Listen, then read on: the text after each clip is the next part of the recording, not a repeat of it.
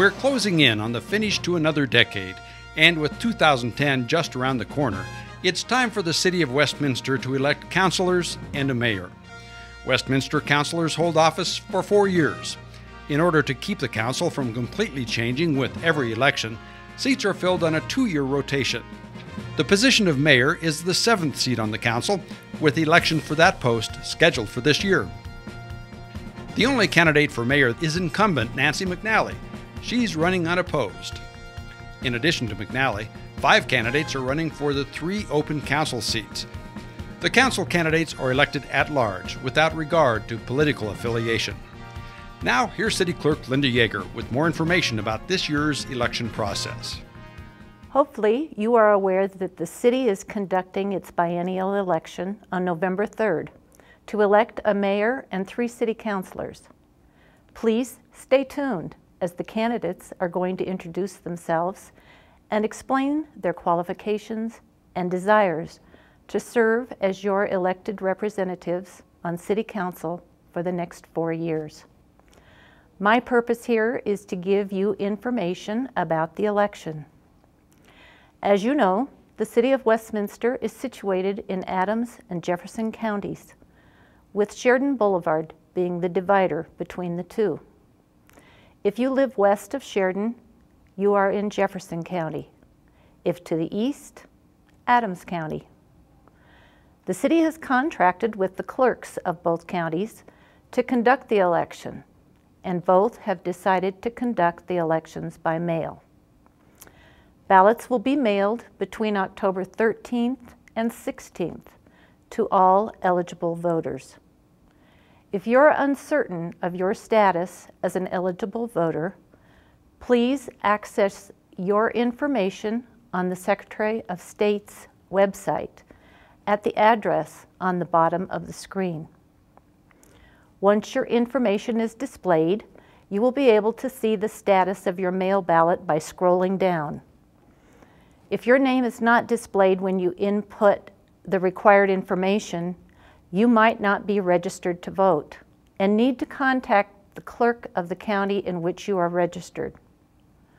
If your information is displayed but the address is incorrect, you need to change your address with your county clerk and request a replacement ballot. Mail ballots cannot be forwarded even if you've notified the post office of a change of address. So if the address listed in your voter status is incorrect, your ballot will be returned to the county clerk as undeliverable. Please be sure to change your address with the county clerk to avoid this frustration. Here's the contact information for the Adams County and the Jefferson County election offices. Once you have marked your ballot and completed all instructions received in your ballot packet, you can mail the ballot in the envelope provided, or you can drop it off in the lobby of the Westminster City Hall. There are other drop-off locations listed in your ballot packet. You can deposit your ballot at any drop-off location that's convenient to you. The city has no issues or questions to be considered this election, but your ballot will reflect all candidates, issues, and questions on which you are entitled to vote. I urge you to take the time to learn about the Westminster candidates and to ask questions of them. Then mark your ballot and mail it or deliver it personally to a drop-off location by 7 p.m. on November 3rd. With the exception of active United States military personnel serving our nation, ballots received after 7 p.m. on Election Day cannot be counted, regardless of the postmark. If you have any questions about this election, don't hesitate to contact me at 303-658-2161. I am Linda Yeager, reminding you to vote and make sure your voice is heard on Tuesday, November 3rd. Now let's hear from the candidates.